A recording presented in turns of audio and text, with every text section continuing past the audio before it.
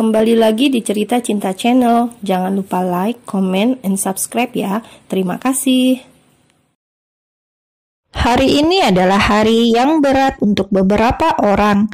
Saat Kay keluar dari kamar, semua ruangan sudah terang, lampu sudah menyala. Dia mengucek mata, tidak lama mendengar azan maghrib dari masjid. Memanggil para perindu surga, sekaligus penanda malam telah menjemput. Saatnya raga beristirahat, saatnya kembali pada keluarga. Mbak Kay, Basma yang mendengar suara keluar dari kamar, rambutnya masih basah, dia usap dengan handuk di tangannya. Kay tidak menjawab panggilannya, langsung masuk ke dalam kamar mandi. Dia mau menyembunyikan sembab matanya. Kay mengusap bekas jejak air mata yang masih membekas.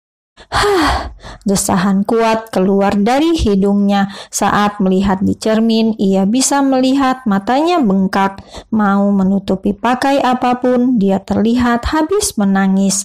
Kesedihan, kemarahan, kebencian, semua bercampur. Bukan hanya tertuju pada satu orang, dia ingin menyalahkan semua orang. Melihat bayangan wajahnya yang tersiram air di cermin, dia basuh pelan.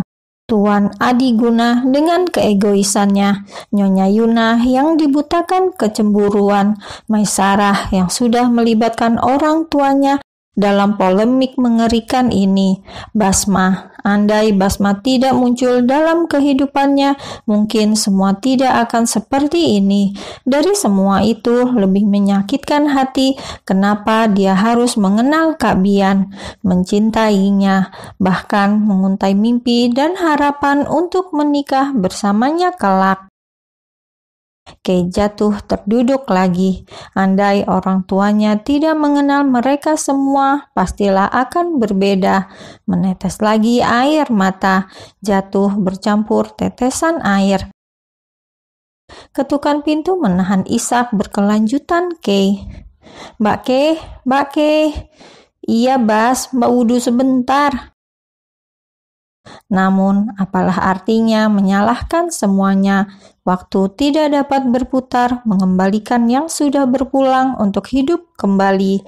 Kay bangun dan mengambil wudhu. Selepas pulang dari gedung Adiguna Group bersama Kak Anjas, dia bersimpuh di atas sajadahnya, mengadu, menangis, marah. Perasaan sakit teramat sangat yang ia rasakan. Bahkan Kay tidak tahu, hampir selama 2 jam Anjas duduk di depan pintu kamarnya, keluar hanya untuk sholat di masjid. Laki-laki itu pergi setelah Basma datang. Saat ribuan tanda tanya muncul dan mencerca Anjas, laki-laki itu hanya menjawab, "Jangan bertanya apapun, kalau Kay belum mau menjelaskan, berikan dia waktu." Hati Anjas pun melunak melihat Basma, anak wanita itu, wanita yang dibenci Bian. Bagaimanapun tidak ada yang salah dari Basma. Bian ataupun Basma adalah korban dari cinta dan pengkhianatan orang tua mereka. Dan Kay terseret dalam takdir itu dengan cara yang menyedihkan. Dan saat ini Basma mulai paham apa arti perkataan Anjas. Kalau Kay sedang tidak baik-baik saja, apapun yang membuatnya menangis bisa jadi berhubungan dengannya. Mereka sholat maghrib berjamaah. Kay terisak lagi di atas sajadahnya. Basma mundur perlahan dan membiarkan. Baru kali ini dia melihat Kay menangis di hadapannya. Hatinya teriris sakit. Dia ingin memeluk wanita itu menenangkan. Namun tangannya tertahan. Akhirnya dia memilih keluar rumah membeli sesuatu untuk makan malam. "Sudah datang, Bas. Beli apa?" Jejak kesedihan itu lenyap. Kay tersenyum menyambutnya. "Beli sate, Mbak."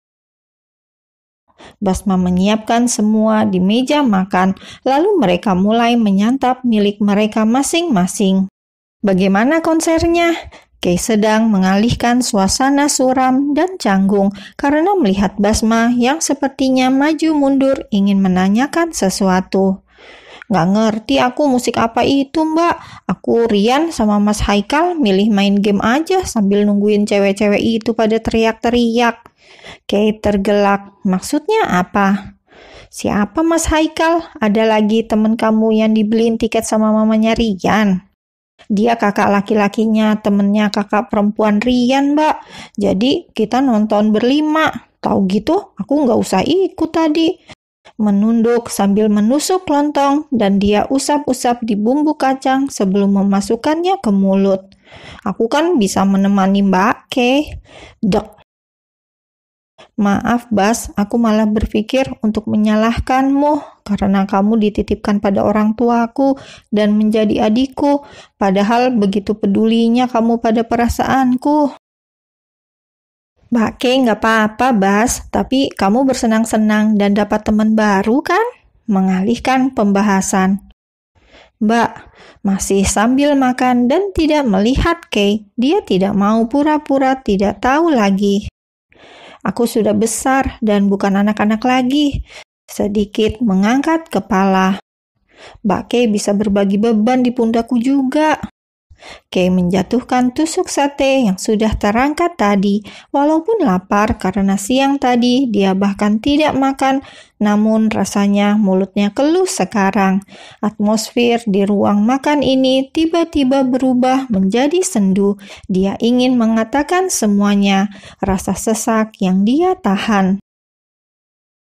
Kemarahan yang tiba-tiba muncul, sedikit kebencian yang tidak mau dia akui, namun berhasil menggoyah hatinya. Mbak Kay, Bas, bagaimana kalau Mbak Kay tahu tentang orang tua kandungmu? Pandangan mata mereka langsung bertemu. Amplop coklat itu, pikir Basma.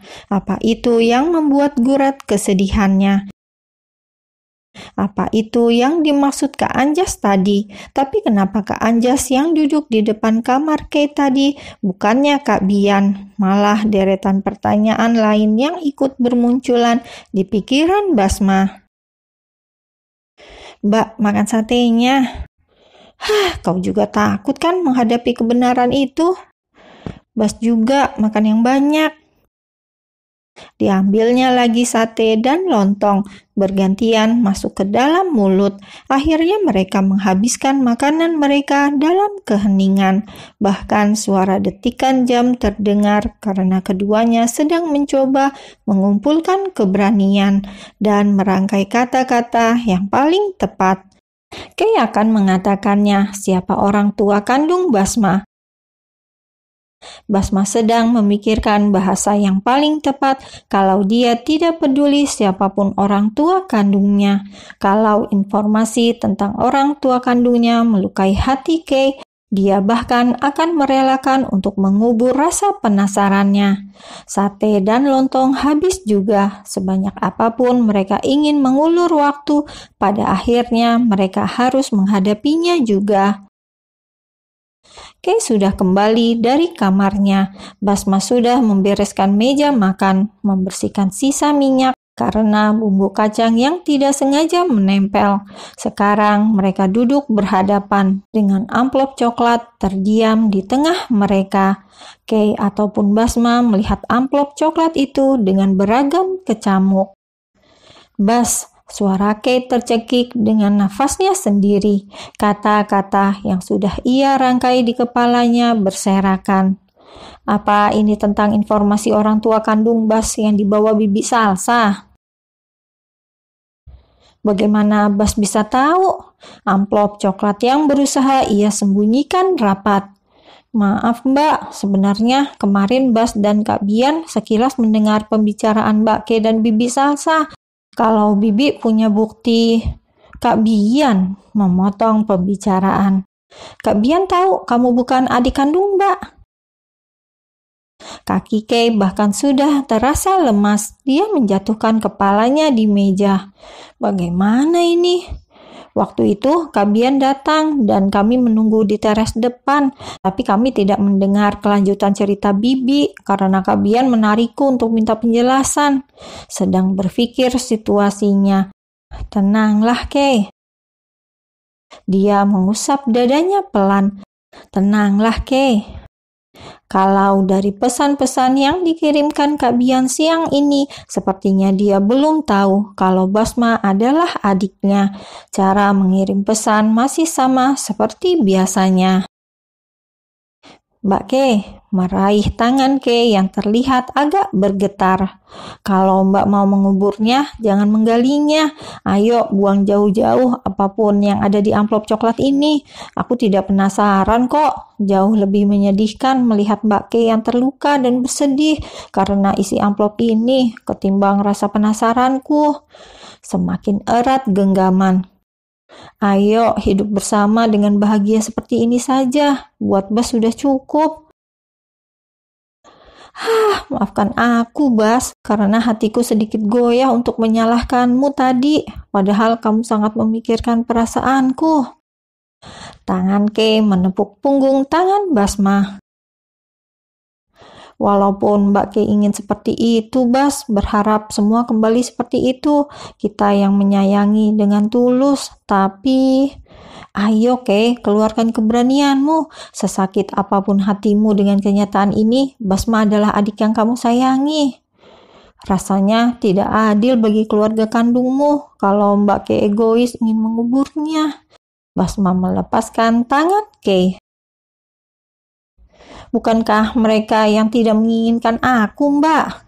Ya, semua pasti punya alasan kenapa sampai dia ditinggalkan. Ini bukan perasaan benci, karena Basma pun tidak pernah menyesal tinggal bersama keluarga Kay. Tapi melihat Kay yang menangis karena alasan keluarga kandungnya, dia merasa tidak terima.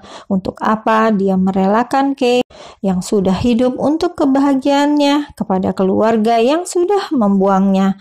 Itu sama sekali tidak akan sepadan.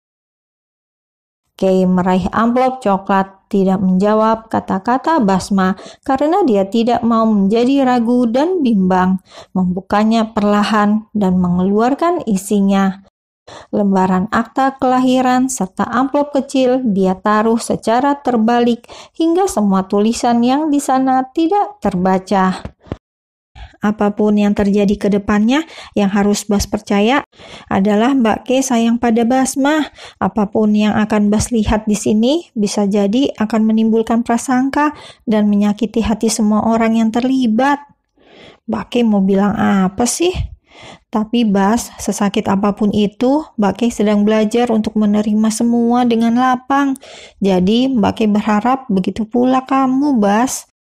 Semua rasanya, sakitnya, semuanya dorongan yang ingin menyalahkan semua orang, bahkan Kak Bian ataupun Basma, sedang coba ia kikis dari hatinya, walaupun belum sepenuhnya berhasil. Mungkin hanya kitalah korbannya, Bas. Aku, kamu, dan Kak Bian. Basma meraih amplop yang sudah terbuka itu dengan ragu. Apalagi saat Kay masih memegang ujung satunya. Ingin semua terungkap sekaligus tidak rela semua rahasia terbongkar.